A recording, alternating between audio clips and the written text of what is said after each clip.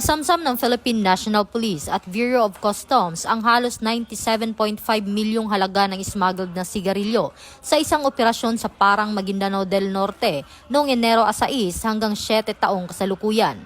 Natuklasan ng mga otoridad ang 2,483 master cases ng sigarilyo na nakabaon sa lupa ng isang bodega matapos umanong tangkaing itagon ang kontrabando mula sa inspeksyon ng mga operatiba.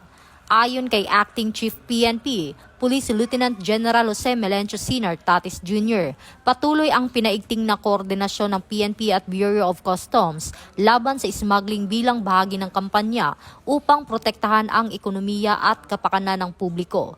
Ito ang bagong PNP para sa bagong Pilipinas, serbisyo mabilis, tapat at nararamdaman.